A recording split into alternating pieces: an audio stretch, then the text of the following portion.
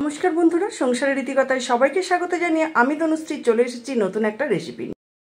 মৌরলা মাছ তো আপনারা অনেক রকমভাবে রান্না করেছেন। আজ আমি যেভাবে মৌরলা মাছটা রান্না করব একবার দেখুন। তাহলে সঙ্গে থাকুন, দেখতে থাকুন আমি কিভাবে আজকে মৌরলা মাছটা রান্না করছি। এখানে আমি মৌরলা মাছ নিয়েছি 300 গ্রাম, ভালো করে কেটে ধুয়ে নিয়েছি। এরপর দিয়ে দিলাম 1 চামচ নুন। সব মাছের গায়ে তো নুন হলুদ মাখা হয়ে গেছে। এবার আমি এটা কিছুক্ষণ রেখে দেব।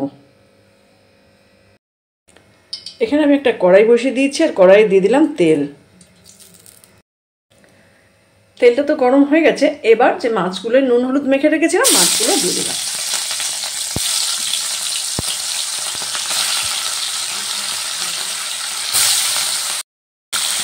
এবার আমি মাছগুলো একটু উল্টে পাল্টে ভেজে নেব।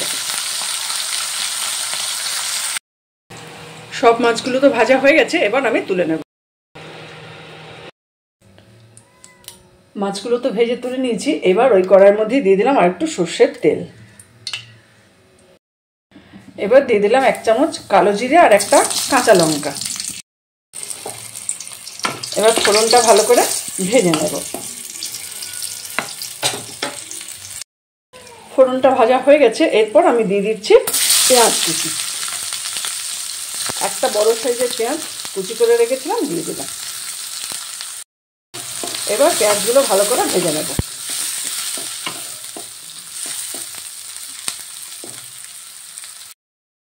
এরপর আমি দিয়ে দিচ্ছি টুকরো করে কেটে রাখা পেঁয়াজকলি। এবার পেঁয়াজকলিগুলো পেঁয়াজের সাথে ভালো করে ভেজে নেব।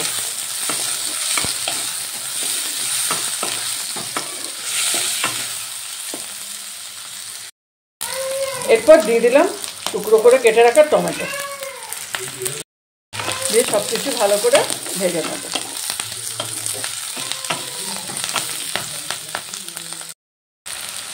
দিয়ে দিলাম 1 চামচ নুন।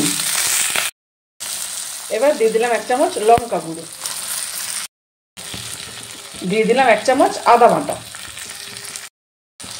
দিয়ে দিলাম 1 চামচ হলুদ গুঁড়ো। এবার সব কিছু ভালো করে কষিয়ে নেব। সব মশলা এবার ভালো করে কষিয়ে নেব।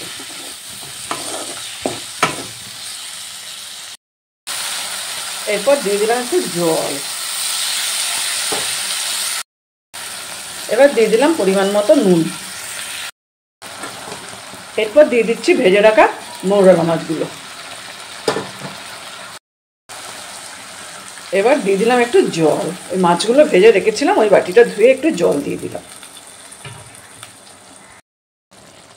এবার উপর থেকে দিয়ে দিলাম ধনেপাতা কুচি। এবার দিয়ে দিলাম 2টো কাঁচা লঙ্কা। এবার উপর থেকে ছড়িয়ে দিলাম একটু সর্ষের তেল। রান্নাটা তো একদম হয়েই গেছে। এবার আমি গ্যাসটা অফ করে দিয়ে আপনাদের দেখাচ্ছি। একদম রেডি হয়ে গেল পেঁয়াজকলি দিয়ে মৌরলা মাছ। আমার আজকে এই রেসিপিটা আপনারা বাড়িতে যদি কখনো ট্রাই না করে থাকেন তাহলে আমি আপনাদের অনুরোধ করব একবার হলেও বাড়িতে বানিয়ে দেখবেন। গরম ভাতের সাথে দুর্দান্ত খেতে লাগে। আমার আজকের রেসিপিটা ফলো করে যদি বাড়িতে বানান কেমন হয়েছে জানাবেন। ভালো লাগলে একটা লাইক দেবেন। গরম ভাতের সাথে এই পেঁয়াজকলি দিয়ে মৌরলা মাছ যদি একবার খেয়ে দেখেন বারবার খেতে ইচ্ছা হবে। তাই আপনাদের অনুরোধ করছি একবার হলেও বাড়িতে বানিয়ে দেখবেন। দেখলেন কত সহজে রান্নাটা হয়ে গেল, অথচ দেখতে কত সুন্দর লাগছে। গরম ভাতের সাথে এই রান্নাটা খেতে জাস্ট ফাটাফাটি অসাধারণ লাগবে। তাই আমি আপনাদের অনুরোধ করব একবার হলেও কিন্তু বাড়িতে আমার রেসিপিটা ফলো করে রান্নাটা করে দেখবেন। আমার রেসিপিটা ফলো করে বাড়িতে রান্না করলে কেমন হয়েছে জানাবেন। ভালো লাগলে একটা লাইক দেবেন। যারা আমার ফেসবুক পেজ থেকে দেখছেন তাদের অনুরোধ করব পেজটা ফলো করে নেবার জন্য। যারা আমার ইউটিউব চ্যানেল থেকে দেখছেন তাদের অনুরোধ করব চ্যানেলটা সাবস্ক্রাইব করে নেবার জন্য।